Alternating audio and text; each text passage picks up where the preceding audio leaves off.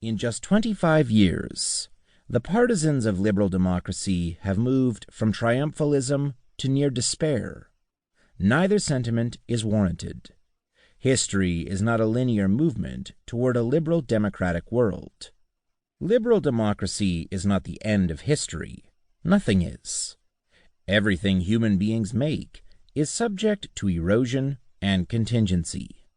Liberal democracy is fragile, constantly threatened, always in need of repair. But liberal democracy is also strong, because to a greater extent than any other political form, it harbors the power of self-correction.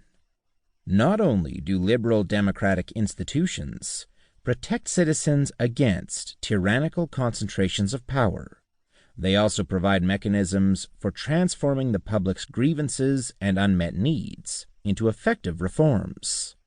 These mechanisms do not run on their own. They need determined leaders with clear ideas.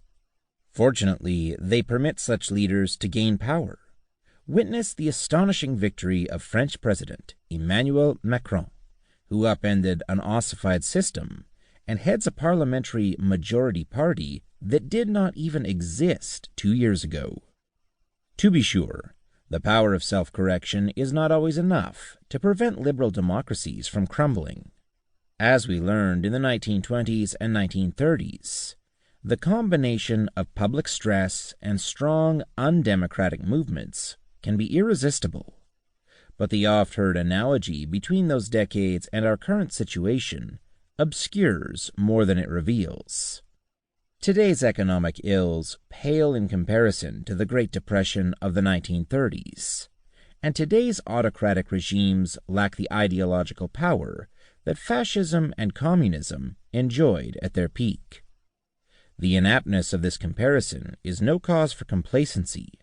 The current ills of liberal democracy are deep and pervasive.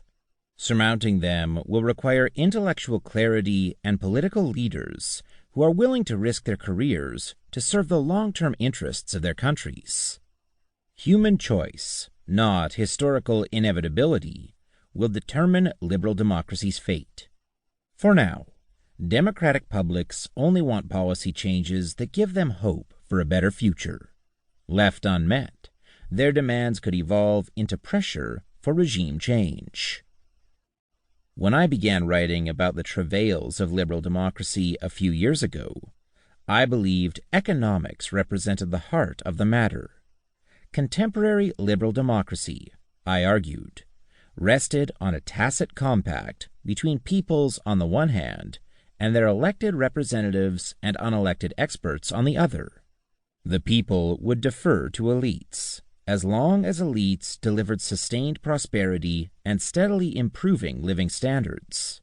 If they stopped managing the economy effectively, all bets were off.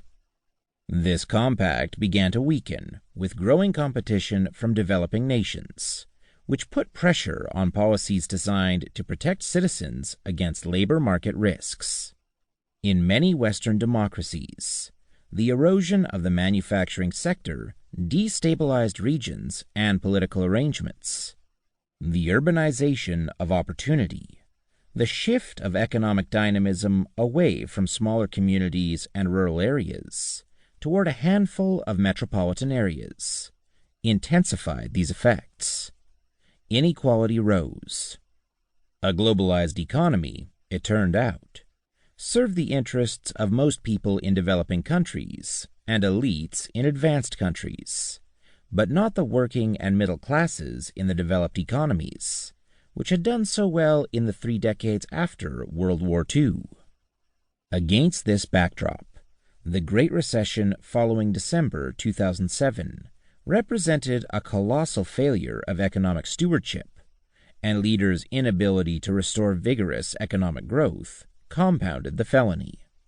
A McKinsey Global Institute study found that 81% of U.S. households, 70% of U.K. households, and 97% of Italian households had experienced declining incomes since 2005. As economies struggled and unemployment persisted, the groups and regions that failed to rebound lost confidence in mainstream parties,